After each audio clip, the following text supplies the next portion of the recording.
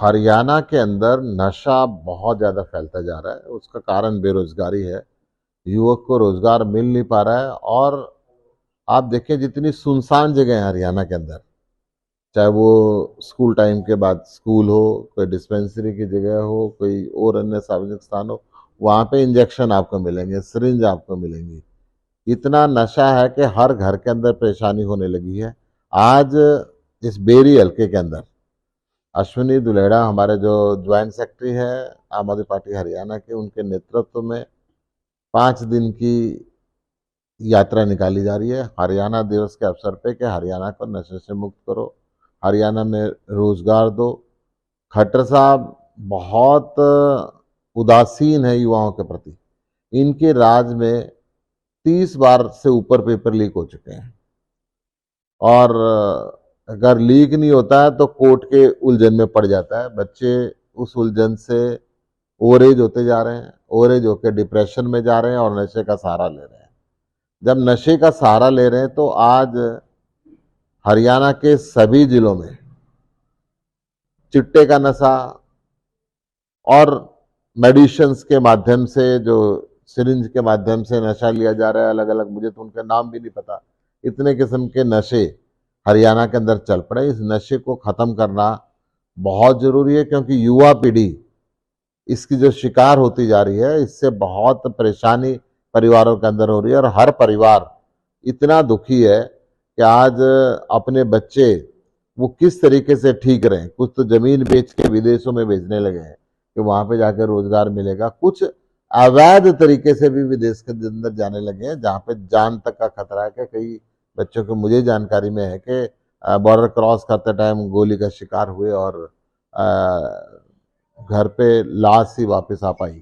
ऐसी स्थिति के अंदर हरियाणा बेरोजगारी का हब बन चुका है, नशे का हब बन चुका है।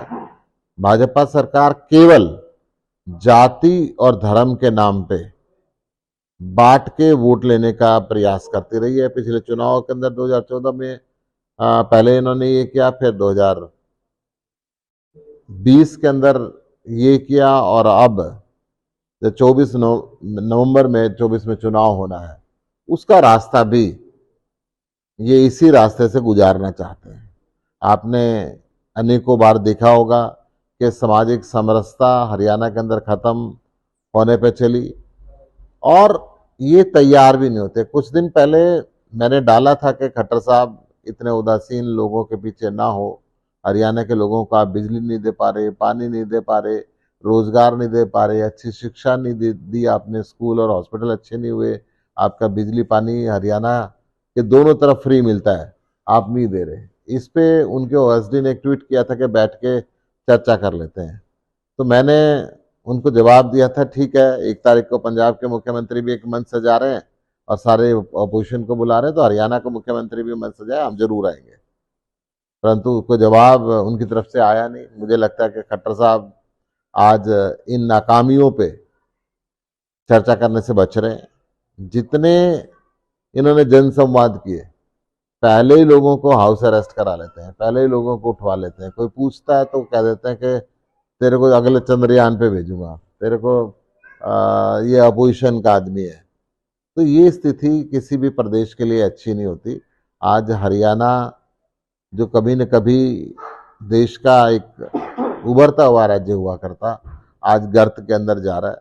पहली सरकारें भ्रष्टाचार के कारण और फिर अब ये अपने आप को ईमानदार कहते हैं, भ्रष्टाचार इनके राज के अंदर डबल हो गया है।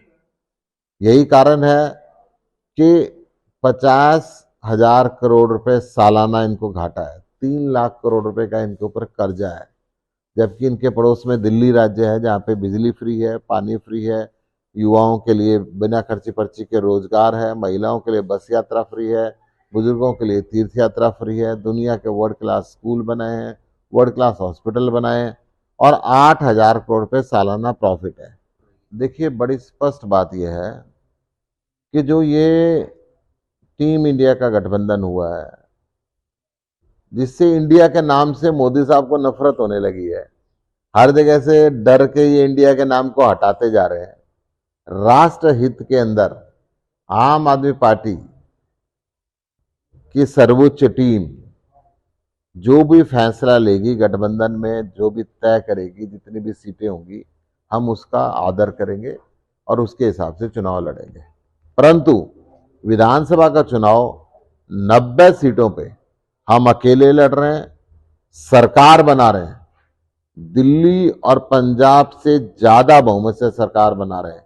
आज मैं ये बात दावे के साथ कह सकता हूं कि भारतीय जनता पार्टी की सीट सिंगल डिजिट के अंदर आएंगी, डबल डिजिट के अंदर इनके एमएलए नहीं बन सकते। राष्ट्रहित तो आप कह रहे हैं, लेकिन राज्य हित मायने नहीं रखते क्या? राज्यों में भी एक होकर नहीं लड़ना चाहिए? देखिए क्योंकि राज्य, जिन राज्यों में चुनाव है भाजपा की सरकारें, उनको हटाने के लिए नहीं होना चाहिए? देखिए मैं ये कह रहा हूं कि राज्य देश का एक पार्ट है और जब क्षेत्रीय पार्टी, क्षेत्रीय लोग देश पे जब राज करते हैं तो वो एक बड़ा सुखद अनुभव होता है, क्योंकि केंद्र में बैठी हुई सरकार कई बार समझ नहीं पाती है कि राज्य क्या चाहता है और उस मुख्यमंत्री की मजबूरी हो जाती है कि उसको जो अपने आकाओं से आदेश मिला उसका पालन करना है।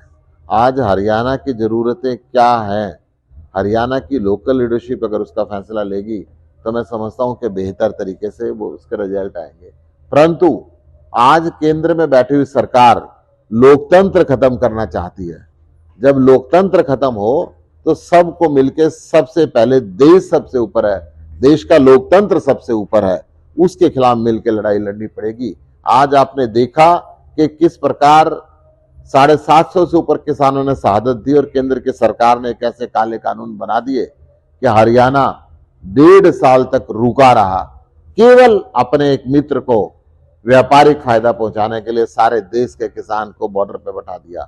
आपने देखा कि किस प्रकार से हरियाणा के अंदर नशा बढ़ता जा रहा है, बेरोजगारी बढ़ती जा रही है, क्योंकि एक ऐसा व्यक्ति मुख्यमंत्री की कुर्सी पे बैठाया जो हरियाणा के साथ बहुत ज्यादा हरियाणा की बातों को समझ नहीं पा रहा है, हरियाणा की संस्कृति को नहीं समझ पा रहा है और हरियाणा के अंदर ऐसी स्थिति पैदा कर दी है कि महंगाई सबसे ज्यादा, सामाजिक समरसता के अंदर हरियाणा सबसे फिसड्डी हो गया है, सामाजिक सुरक्षा के अंदर फिसड्डी हो गया है, नए उद्योग यहाँ नहीं लग रहे, व्यापारी कई बार ऐसे मौके आए कि खतरा समझते हैं। ऐसी स्थिति के अंदर युवक बेरोजगार घूम रहा है, शिक्षा के लिए अच्छे स्कूल बनने के बजाय स्कूल बंद होने लगे हैं, नए हॉस्पिटल बनने के बजाय हॉस्पिटलों के अंदर ना डॉक्टर ना दवाइयां हैं। ऐसी स्थिति को बदलने की जरूरत है।